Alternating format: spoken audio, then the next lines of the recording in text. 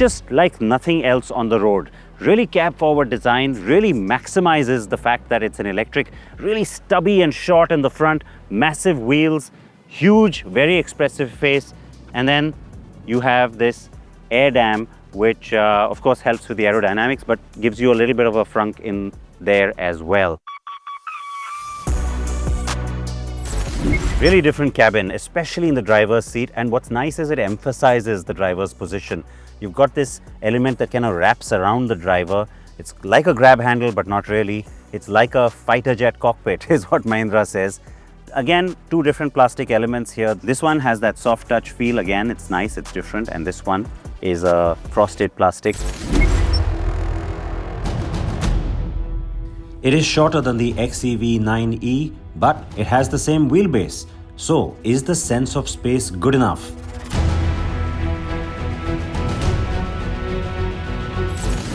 Now this is a driver's car, but you still want some room for your family and friends.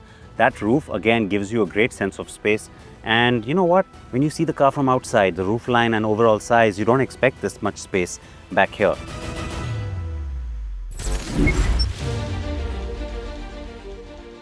But you expect it to be quick. And what better way to test that than put it in race mode? Now, the thing with the steering though is that when you're on the highway going at higher speeds, it does stiffen up a little bit. That's nice. And then when you go into the race mode, which is like a sport mode, well then things get pretty interesting, because that's when the steering really gets nice and taut and everything turns red. But more of that in the longer review.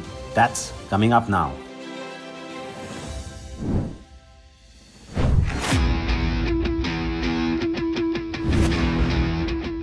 You don't really expect such an edgy design from an Indian manufacturer, do you? But while Mahindra took a comparatively conservative approach with the XEV 9e, it went completely nuts with the B6e. It's got a full glass roof. It's got this really bratty sort of a stance, and which is why I'm doing this. But I'll tell you that when that BE05 concept had been shown, and at that time we were still calling it BE, that was the one that got my attention. And I'll tell you what, it is this, the 6E, that's getting everybody's attention now too. It's just like nothing else on the road. Really cab forward design, really maximizes the fact that it's an electric, really stubby and short in the front, massive wheels, huge, very expressive face, and then you have this air dam, which of course helps with the aerodynamics, but gives you a little bit of a frunk in there as well. Coupe roofline, because of course it's a nice sporty compact crossover, but maximizes the wheelbase again to enhance space on the inside.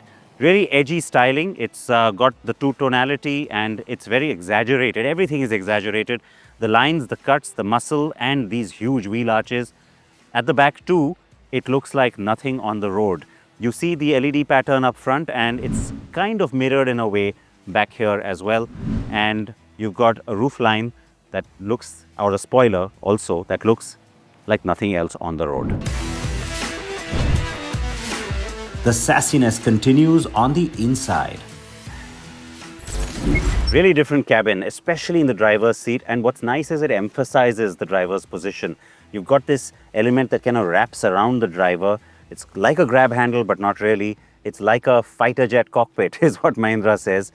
Again, two different plastic elements here. This one has that soft touch feel. Again, it's nice, it's different. And this one is a frosted plastic. The seats, very, very different. And, I'll show you more about that in the back. But just the two different textures and this incongruous design, it's very, very different. Two wireless chargers, both up front. A very weird, funky looking gear shifter. Again, that's going to take some getting used to. What I really love is how the key is shaped, and it kind of looks like a little spaceship.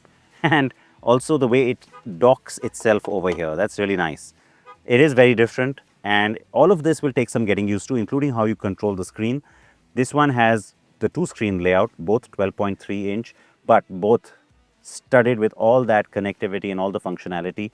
I like the shape of the steering. That's unconventional. It's finished well too. It's got lots going on. But I have to say that, this panel, as cool as it looks, when you're trying to access some of these buttons like mode or telephone, you sort of end up hitting the horn.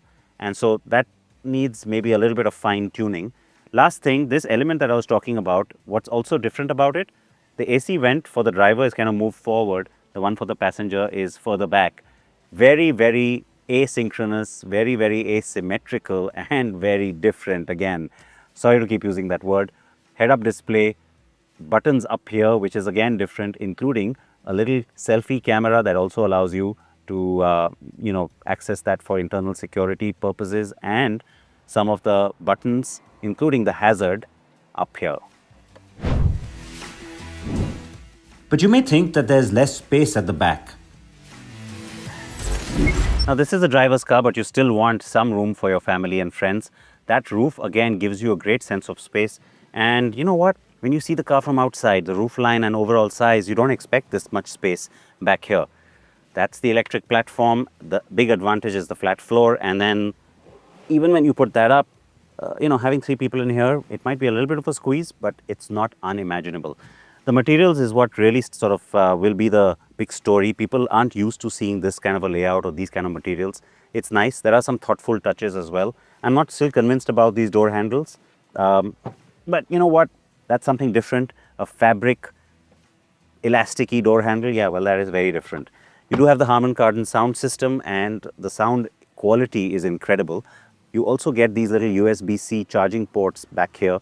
And that's important because you could also use this to dock a screen or an aftermarket tablet or something else that you might want to use back here, because you could have kids back here and you might want to stream some video for them. There are some things which are really funky, like the AC vents. Now, while that's a really funky design, it may not be practical from the point of view of the kind of dust that we have in our country. But yeah, I mean, again, it's nothing like this that you've seen before. Just the way it opens and closes. It is kind of cool and funky and different. Seat back angle is not bad, and it's just that sense of space that will surprise you in the back of the B6E.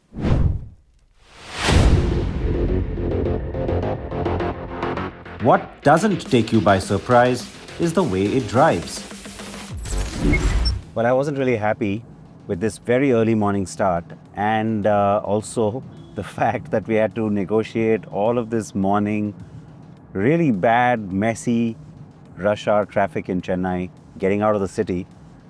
The good part of that is that it's really given me a very mixed sort of an experience already in terms of that first impression with the I'm going to say sexy, and you know what, that's what's coming out of my mouth now, because B-Sexy, I think that's what they're really trying to say with this car.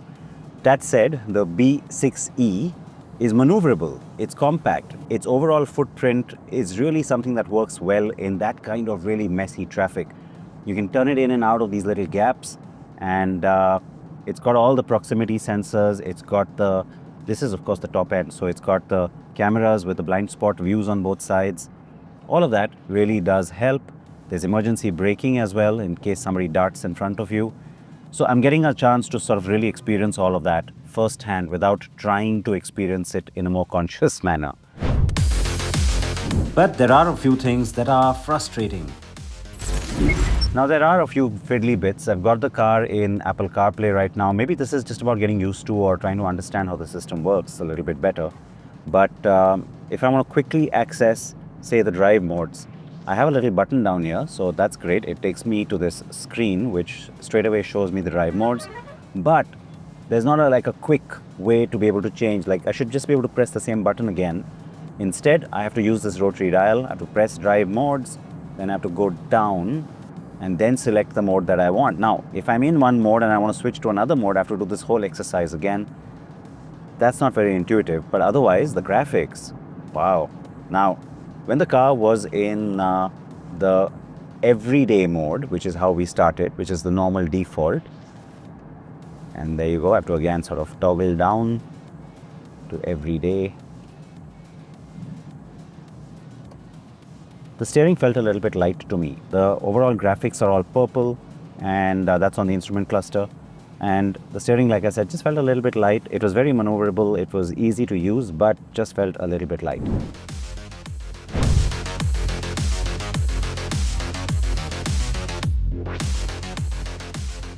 Now, the thing with the steering though is that when you're on the highway going at higher speeds, it does stiffen up a little bit. That's nice. And then when you go into the race mode, which is like a sport mode, well, then things get pretty interesting because that's when the steering really gets nice and taut and everything turns red. So I've been in race mode for the most part.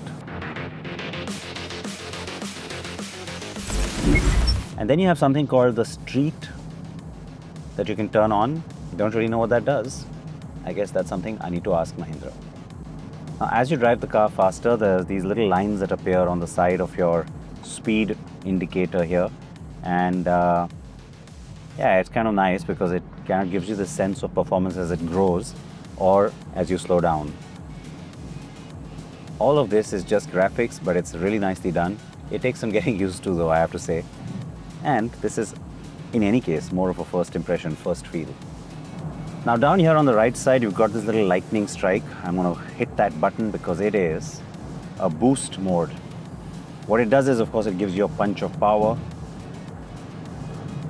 which allows you to accelerate faster given the situation you might be in.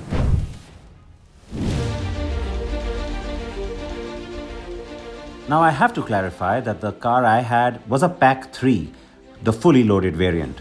The base is Pack 1 and that does not get the bigger 79 kilowatt hour battery.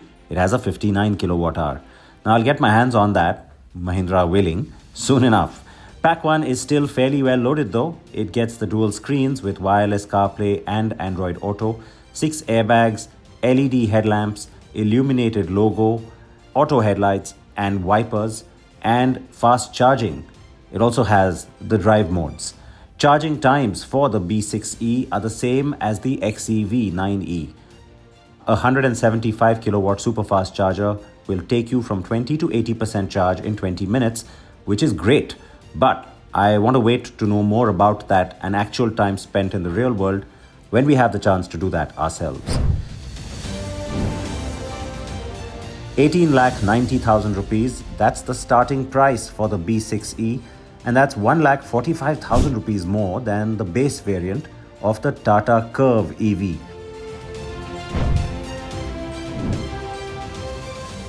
But arguably it's better loaded and has a bigger battery pack, so better performance and more range too.